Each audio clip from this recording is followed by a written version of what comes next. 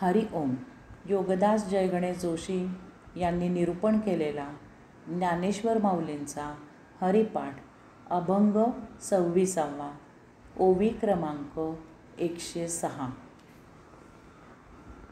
ज्ञानदेवा मौन जपमाळ अंतरी, धरोनी श्रीहरी जपे सदा. ज्ञानदेवा मौन जपमाळ अंतरी, धरोनी श्रीहरी जपे सदा. या अभंगाची सांगता करताना श्री ज्ञानेश्वर माऊली एक फार महत्त्वाचा स्वानुभव सांगत आहेत. ते सांगतात की ज्ञानदेवा मौन जपमाळ अंतरी. ते सांगतात की त्यांच्या अंतरी मौनात सतत जपमाळ चालू असते. वैखरी वाणीने जप केला तरी तो काही काळच होतो. काही वेळाने आपल्याला जप संपवून अन्य कामाला, कर्तव्यकर्माला जावे लागते. शिवाय या कलियुगात जागेची मर्यादा असते. आजूबाजूला इतरे जण काम करत असतात.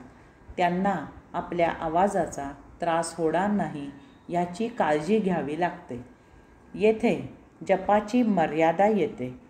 श्रवण भक्तीत जप ऐकायचा म्हटले तरीही मर्यादा येतेच. दुसऱ्याची वाणी ऐकायला आपल्याला इतरत्र जावे लागते. येथे प्रवासाचे, वेळेचे, द्रव्य खर्चाचे, शरीर प्रकृतीचे बंधन पडते. या सर्वांची साथ असेल तरच श्रवण भक्तीने जप ऐकायला मिळतो. एखाद्या ठिकाणी जाऊन जप करावा तरीही जागा, वेळ, पैसा इत्यादी अडचणी असतातच. यावर उपाय काय करावा? श्री ज्ञानेश्वर माऊली पुढे सांगतात की धरोनी श्रीहरी जपे सदा. श्री ज्ञानेश्वर माऊली सांगतात की त्यांच्या अंतरी सदा सर्वदा मौनात जप चालू असतो.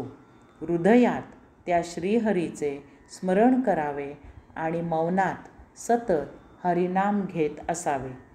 मी माझ्या योग साधना या पुस्तकात जप ही सप्तचक्रांवर आधारित जप साधना दिली आहे. येथे काम करताना किंवा काम न करत असू तेव्हा, रस्त्याने जाताना, वाहन चालवत असताना सप्तचक्रांवर जप करावा. ओम तत्सत त्वम असि या महामंत्राचा जप सतत चालू असावा. सप्तचक्रांवर एक एक आवर्तन करत असावे. या योगे फालतू बाष्कळ बडबड बंद होते आणि तो वेळ सत्कारणी लागतो. नामजपाची साधना सहजच होत राहते. शिवाय मौनाचे फायदे मिळतात ते निराळेच. करून पहा, प्रचिती घ्या. हरिमुखे म्हणा, हरिमुखे म्हणा, हरिमुखे म्हणा, हरिमुखे म्हणा. हरि ओम.